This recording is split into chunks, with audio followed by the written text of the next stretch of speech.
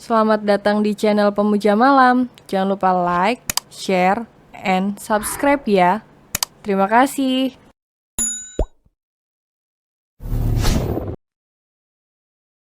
Chapter 1. Sakit hatinya masih belum ada obatnya. Mahasiswa semester akhir, bagi sebagian orang merupakan fase yang paling menakutkan. Selain capek lahir batin, mahasiswa semester akhir juga capek digibahin. Apalagi saat ditanya progresnya sudah sampai mana, skripsinya sudah sampai bab berapa. Termasuk juga bagi gadis bernama lengkap Kayana Amira. Walaupun dia termasuk mahasiswi minim prestasi, tapi dia juga nggak bego-bego amat. IPK-nya masih cukuplah kalau dipakai untuk daftar kerja nanti. Memang sih, sedari maba Kayana nggak terlalu menonjol di bidang apapun. Hidupnya persis seperti mahasiswa kebanyakan, ikut berorganisasi walaupun nggak aktif-aktif amat. Ikut beberapa lomba meskipun seringkali namanya hanya sebagai peserta alias nggak pernah dapat juara. Tapi Kayana bukan tipe mahasiswa apatis yang anti bersosialisasi. Bagi Kayana, kehidupan sebagai mahasiswa itu hanya perlu dijalani secukupnya. Kalau terlalu aktif takutnya pas kerja keburu capek plus jenuh, jadinya nggak bersemangat lagi. Kalau kata orang save the best for the last, memang apa sih benefit terbesar yang bisa didapatkan selain sertifikat kepanitiaan? Paling cuma nasi kotak dan baju panitia. Itu pun, kadang belinya sendiri nggak disponsori. Capeknya dapet, duitnya kagak. Nggak sinkron, rugi dong. Bukan sekali dua kali Kayana memilih minggat dari berbagai rapat organisasi. Menurutnya hal tersebut cenderung buang waktu. Lebih banyak dramanya daripada diskusinya, kadang sampai tengah malam pula. For what, gitu, nggak etis aja rasanya, pulang malam cuma buat dengerin citi-cati dari para seniornya. Tapi apa daya, dia cuma satu dari sekian banyak teman-temannya yang ogah ikut rapat tapi nggak berani bersuara. Takut dijulidin plus dibully. Untuk urusan pertemanan, temannya cukup banyak. Tapi yang paling akrab cuma Lisa. Selebihnya cuma teman untuk sekedar say hello. Karena pada dasarnya dia memang ramah pada siapa saja, tapi yang nggak sampai akrab. Dan untuk saat ini Kayana hanya ingin menjalani kehidupan perkuliahannya dengan tentram dan damai. Dan yang paling utama skripsinya segera di ACC, karena jika tidak segera di ACC maka dia harus menunggu semester depan untuk menjalankan sidang. Sedangkan sang ibu sudah mengomelinya agar cepat lulus, dan selalu membandingkan Kayana dengan sekitar setengah lusin anak dari ibu-ibu komplek di perumahannya. Tapi malang seribu malang, Pak Helmi yang merupakan dosen pembimbingnya harus pensiun karena alasan kesehatan. Padahal bohong besar, buktinya beliau masih aktif mengupload video cover musiknya di channel YouTube. Belum lagi vlog jalan-jalannya yang diupload seminggu sekali. Tapi, sebagai mahasiswa remahan di tatanan perkampusan ini Kayana bisa apa? Mau marah nggak ada hak, mau gibahin juga nggak ada nyali. Dan kabarnya, Pak Helmi yang tercinta akan digantikan dengan sosok dosen muda yang baru akan masuk minggu depan. Usut punya usut, beliau merupakan alumni dari jurusannya dan baru saja menamatkan gelar magisternya di luar negeri. Dan jangan lupakan embel-embel tampan, menawan, idaman yang menyertai dosen pembimbingnya tersebut. Kayana pribadi tidak terlalu peduli. Prioritasnya sekarang adalah menyelesaikan skripsinya sehingga Kayana dapat menyelesaikan pendidikannya tepat waktu. Dan hari ini, Kayana sudah diarahkan Pak Helmi untuk menemui dosen pembimbing baru yang bernama Adrian itu. Namun, sudah 2 jam Kayana menunggu di depan ruangannya. Tidak ada tanda-tanda bahwa dosennya tersebut sedang berada di tempat. Batin Kayana mulai berkecamuk, godaannya untuk pulang ke rumah begitu besar. Bukannya dia tidak sabaran, tapi 2 jam woi. Siapa yang tahan coba? Seharusnya dia bisa bersantai di rumah sambil membaca komik kesukaannya ataupun menghalu opa-opa Korea. Atau jangan dia sedang terkena karma, karena terlalu sering mengabaikan skripsinya sekarang. Dosen pembimbing skripsinya pun turut mengabaikannya dan belum memberi kepastian sama sekali. Anjit, lama banget, gerutu Kayana mulai keki, merasa kesal sekaligus ingin menangis. Dadanya sesak, tapi air matanya sulit keluar karena perutnya keroncongan. Apa coba ketok lagi ya pintunya? Kayana membatin. Kayana mulai meragukan perkataan Mbah Reni, admin akademik. Kata perempuan tersebut Pak Adrian sudah berada di ruangannya sejak pagi buta. Cepetnya ngalahin satpam kampus, katanya. Tapi sudah 2 jam Kayana duduk di sini, nggak kelihatan tuh batang hidungnya. Lampu ruangannya pun nggak menyala, timbang hemat listrik sekaligus ya buat apa? Yang bayar listrik mah kampus bukan dari dompet dosen pribadi. Baru saja Kayana ingin mengetok pintu ruangan tersebut, tiba-tiba saja pintu di hadapannya sudah terbuka duluan. Kombinasi kaget dan cemas membuat Kayana tidak bisa menjaga keseimbangannya, alhasil dia nyaris terjungkal. Untung saja lengannya ditahan oleh Adrian, nggak kebayang deh kalau dia sampai terjatuh. Ini lantai kan nggak selembut kapas, alias keras banget. Kamu ngapain di sini? Tanya Adrian heran. Mas Adrian, aku mau bimbingan skripsi mas. Sama dosenku hehe. Kayana menyahut kikuk, rasa kagetnya masih belum hilang saat melihat sosok di hadapannya. Bisa dibilang Kayana tidak menyangka akan bertemu dengan Adrian di sini. Senior yang di setiap sujudnya dia doakan cepat lulus. Bukan tanpa alasan dia mendoakan pria ini cepat lulus. Malah dia tidak bisa membayangkan kehidupan perkuliahannya jika pria ini tak kunjung lulus. Kayana pernah beberapa kali berada dalam kepanitiaan yang sama dengan Adrian. Pria tersebut sering diamanahkan menjadi ketua panitia ataupun koordinator dalam berbagai acara.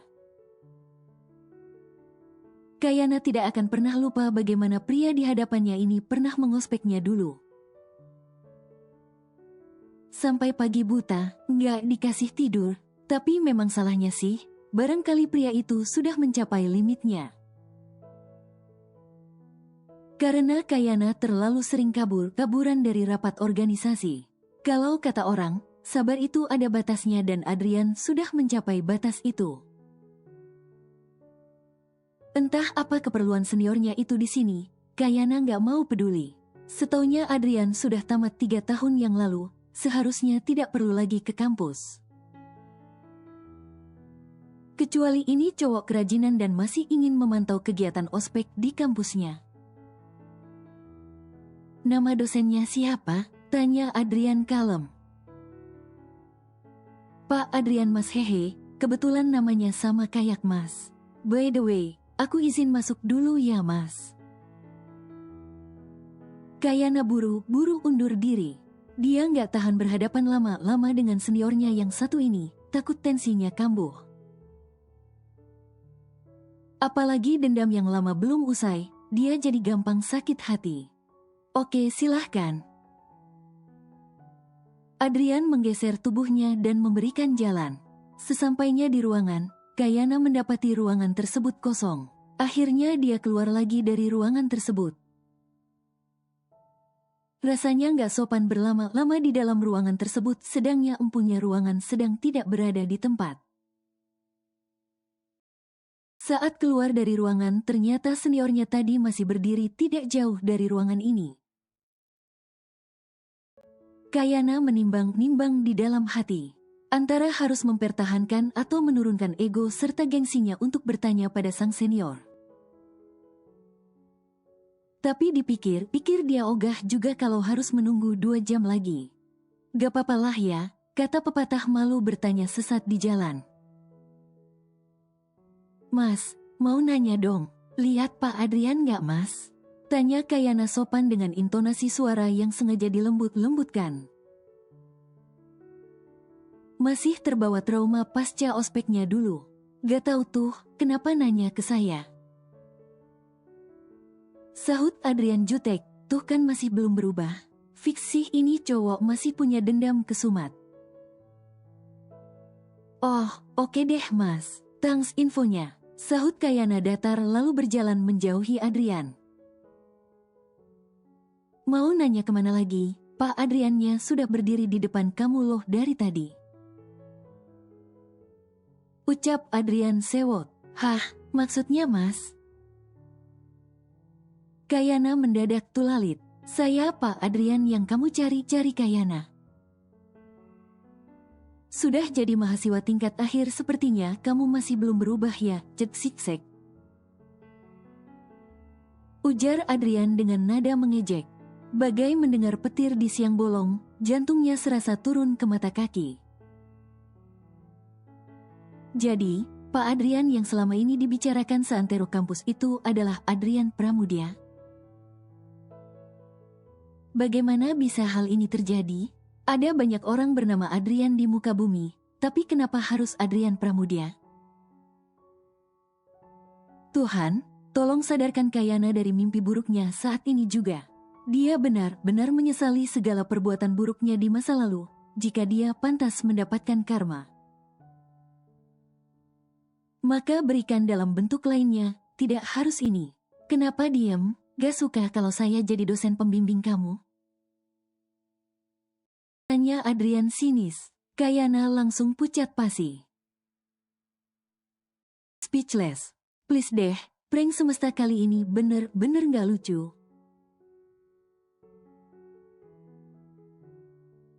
Bagi Kayana, selama 21 tahun kehidupannya, tugas akhir merupakan salah satu cobaan terberat yang pernah dia alami. Apalagi dosen pembimbingnya seorang Adrian Pramudia, manusia paling nyinyir yang pernah ditemuinya.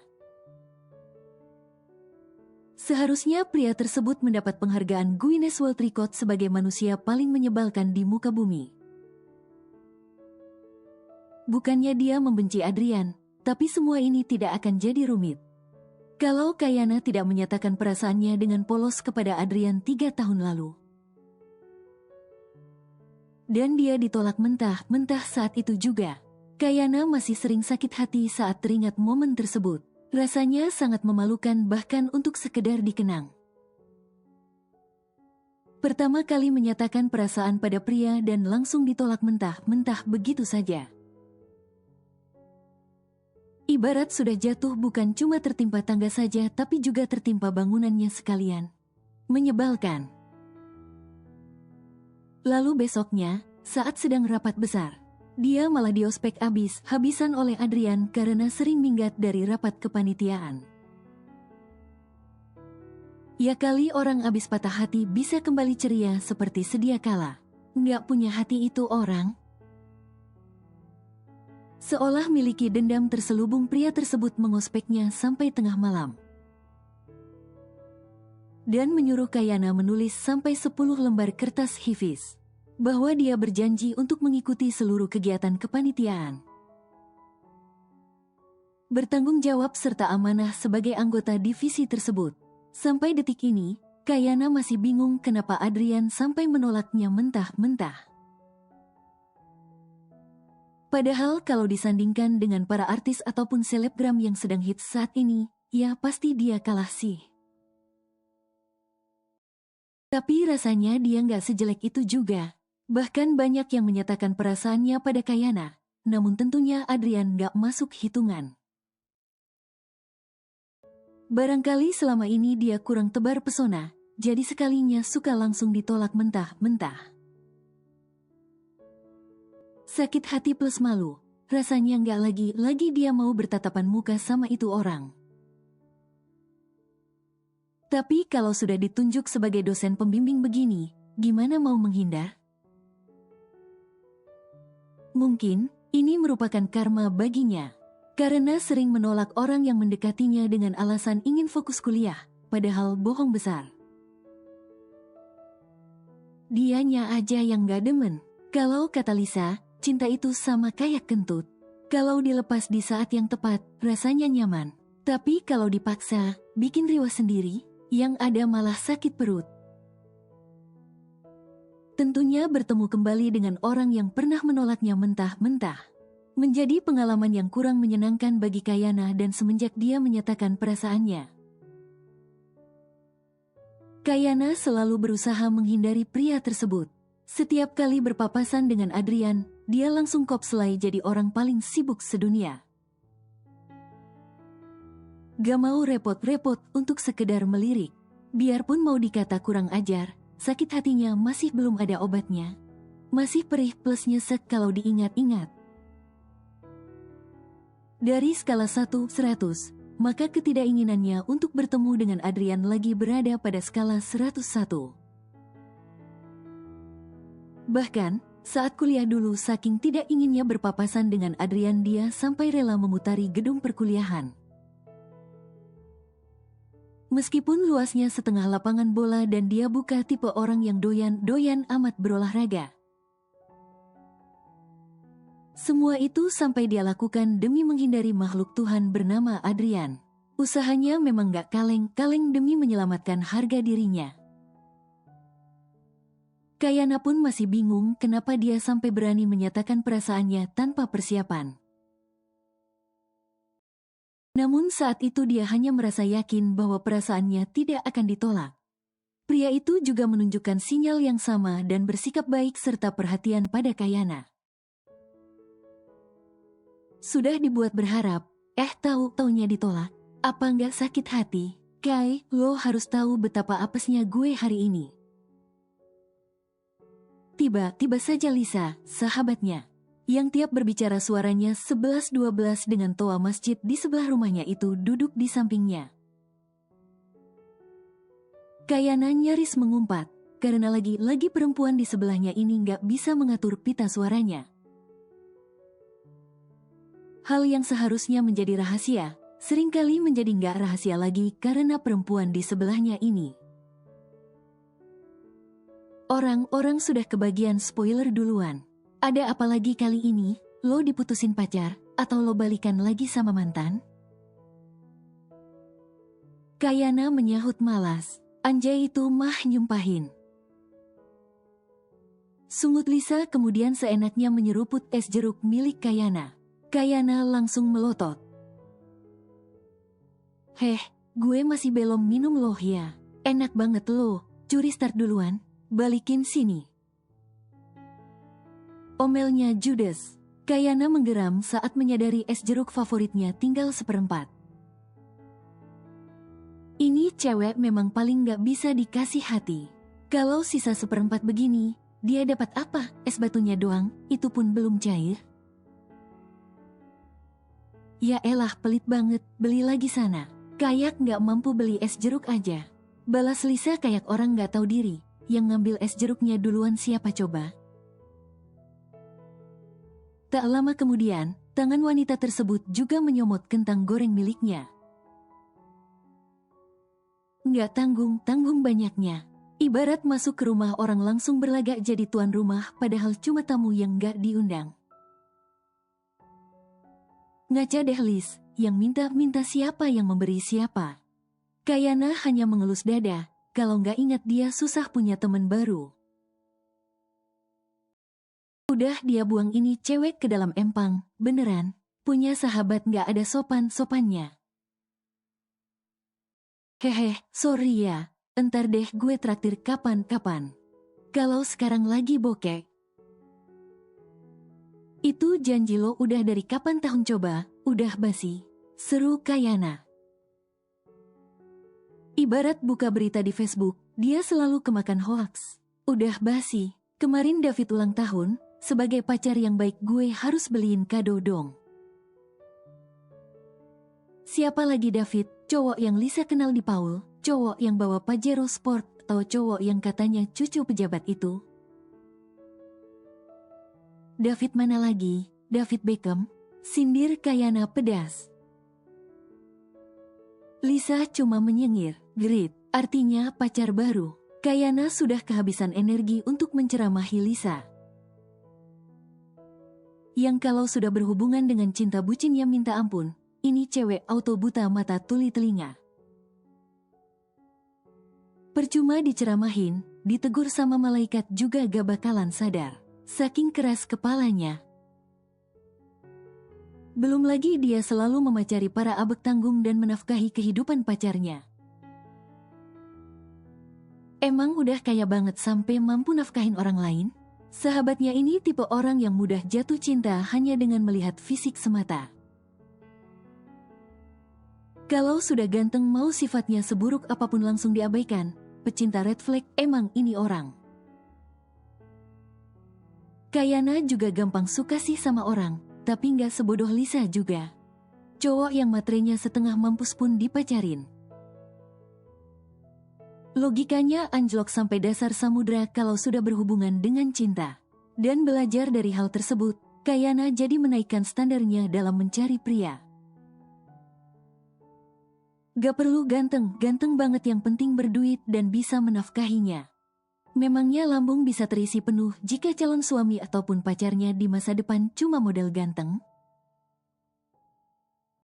Gak bisa say, zaman sekarang apa-apa perlu duit, harus realistis. Kalau kata pemeran FVTV yang Kayana tonton baru-baru ini. Lebih baik kamu menangis di atas mobil mewah daripada kamu tertawa tapi di atas angkot. It's a fact, modal ganteng doang, mana kenyang.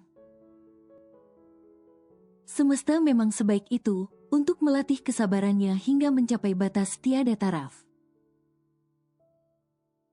Dia dipertemukan dengan Lisa, kurang akrab gimana lagi coba mereka, sahabatannya saja sudah sedari zigot. Kebetulan sekali ibu mereka bersahabat, menikah di waktu yang berdekatan, lalu hamil bersamaan. Sehingga dengan terpaksa sewaktu mereka terlahir ke dunia, Kayana harus akrab dengan Lisa meskipun sebenarnya dia sedikit ogah waktu awal-awal dulu. Karena ini cewek sifatnya barbar minta ampun. Bertolak belakang dengan Kayana yang sewaktu lahir sudah murah senyum plus anggun. Dan sewaktu temenan sama Lisa dia otomatis kecipratan sifat kampretnya. Memang betul ya, lingkungan itu sangat mempengaruhi tumbuh kembang anak. Rencananya, saat ibu mereka hamil dulu, kalau salah satu dari mereka adalah pria, maka saat dewasa nanti akan dijodohkan. Tapi untung saja, sepertinya Tuhan memahami betapa hal tersebut adalah takdir yang buruk. Tidak terbayangkan oleh Kayana jika harus bertemu dengan Lisa, versi cowoknya pula. Bisa dia beneran mati muda? Guy, Lisa memanggilnya dengan volume sedikit pelan. Kayana menyahut malas. Kenapa ya, hari ini lo kelihatan lebih jelek dari biasanya? Bukan berarti kemarin gak jelek. Tapi hari ini lo jeleknya dikali 10, jadinya jelek. Ujar Lisa menghinanya sampai 10 kali. Kayana bukan tipe perempuan yang ringan tangan. Tapi seriusan dia pengen gebukin ini cewek saking resenya setengah mampus. Ya Gusti, ini bisa nggak penciptaan temannya di rewind dulu? Kalau perlu sifat-sifatnya yang membuat Kayana kesal itu dikurangi sedikit.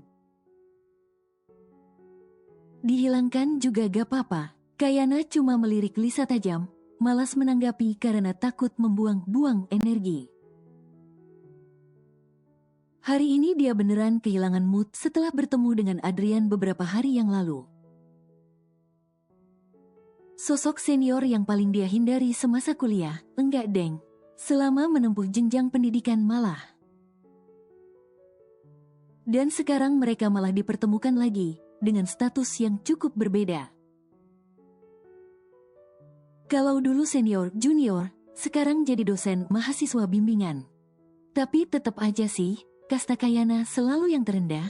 Kampret emang. Kenapa lagi sih Kai? Skripsi lo lagi? Lemes banget pagi-pagi, kayak ibu-ibu kurang dapat jatah dari suami. Lisa turut prihatin melihat wajah Kayana yang tertekuk. Dengan bibir yang dibuat manyun sok imut itu, padahal nggak ada imut-imutnya. Sebenarnya Lisa lebih apes lagi hari ini karena diusir dari kelas Pak Ben. Serta diskors karena ketahuan pernah titip absen. Dia pikir dosen tua itu tidak akan mengecek daftar kehadiran kembali. Oleh sebab itu, meskipun diusir dari kelas, Lisa tetap nekat untuk meminta tolong pada temannya mengisi absen atas nama dirinya. Namun Pak Ben yang umurnya sudah tidak muda itu lagi tiba-tiba saja melakukan inspeksi dadakan. Yang sebelumnya tidak pernah dia lakukan sama sekali selama 20 tahun beliau mengajar. Ini sih namanya bukan sekedar apes, tapi apes banget. Hati nuraninya jadi melunak kalau sudah melihat orang yang lebih apes dari dirinya. Kesannya kayak sombong banget kalau dia sampai mengeluh di depan orang yang lebih sulit masalahnya. Duh, kurang baik plus pengertian gimana lagi coba dia jadi sahabat. Singkat cerita akhirnya Kayana menjelaskan kronologi pertemuan tidak terduganya dengan Adrian kemarin. Mulai dari permasalahan terkait dosen pembimbingnya yaitu Pak Helmi yang pensiun dadakan. Sampai ketidaktahuannya bahwa dosen penggantinya, yang diagung-agungkan oleh seantero kampus itu adalah Adrian Pramudia. Seniornya yang kelewat jenius sehingga baru lulus S2 saja langsung di-hire untuk menjadi dosen di kampusnya. Salahnya sendiri sih tidak mencari tahu. Tapi mahasiswa semester akhir seperti Kayana mana ada waktu untuk mencari-cari gosip terkini. Nggak sempat, keburu dikejar-kejar revisi. Anjrit nasib lo apes banget sih Kai, gue pikir hari ini gue manusia paling apes sedunia. Ternyata masih ada elo hahaha. Respon Lisa terbahak sambil mengelap sudut matanya yang berair. Gue harus gimana dong Lis? Kemarin gue speechless banget pas doi nyoret-nyoret draft skripsi gue. Punya mulut tapi gue gak bisa berkata, kata mana Mas Adrian mulutnya sekarang lemes banget gitu. Sekalinya ngomong mudah menyakiti hati. Perasaan dulu dia gak kayak gitu deh. Ujar Kayana lesu. Harus berwibawa kali Kai, secara doi sekarang statusnya dosen bukan senior lo lagi. Ya wajar kalau doi jadi kritis gitu. Kalau dianya iya aja entar kredibilitasnya sebagai dosen dipertanyakan dong. Lisa merangkul bahu Kayana menenangkan. Sambil berusaha menahan tawanya supaya temannya ini gak ngenes-ngenes amat. Tak lama kemudian ponsel Kayana berdering, menandakan pesan masuk. Adrian Pramudia. Besok pagi kita revisi, saya tunggu di kampus. Bahu Kayana langsung turun sewaktu membaca pesan tersebut.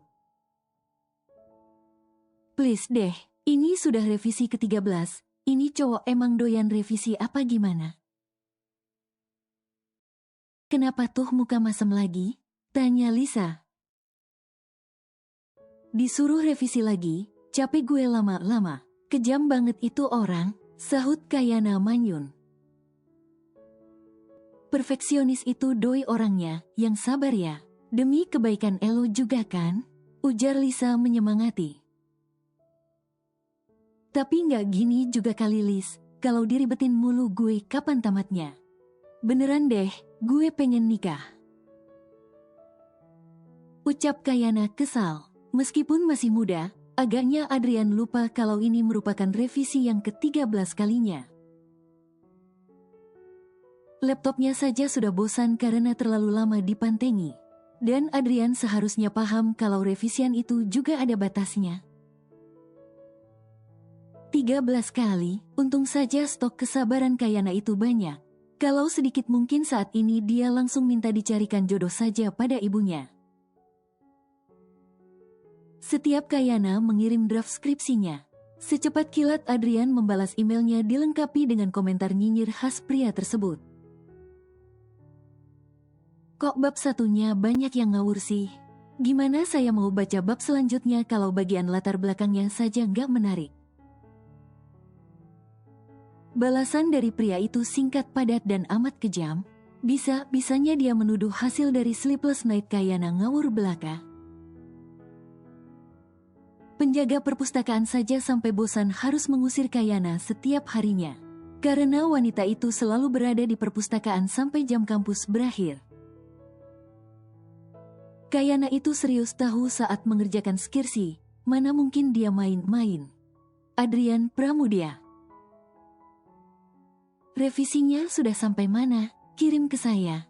Kayana Amira. Baik Pak, segera saya kirimkan. 1 file has been sent. Adrian Pramudia. Kok revisiannya baru segini? Jangan pemalas. Balasan dari Adrian selalu membuat Kayana meradang setengah mati. Pria itu seolah-olah tidak menghargai kerja kerasnya. Kalau saja Kayana terlahir kaya raya atau keluarganya memiliki kontribusi besar seperti menjadi donatur di kampus ini, maka dia akan dengan senang hati memecat Adrian lewat jalur orang dalam. Dan sejak kapan sosok Adrian yang cool dan berwibawa itu berubah menjadi super nyinyir seperti ini? Kalau tahu begini Kayana jadi sedikit menyesal dong menyukai pria itu dulu. Mendadak pagi ini Adrian mengubah jadwal bimbingan mereka. Yang awalnya dijanjikan jam 2 siang dimajukan jadi jam 8 pagi. Dan sialnya pemberitahuan tersebut benar-benar last minute. Harus banget dikasih taunya jam tepat 7:50. Disangka dia punya sayap jadi bisa terbang, gitu. Memang ya, yang namanya cowok itu paling susah dipegang omongannya. Bersambung.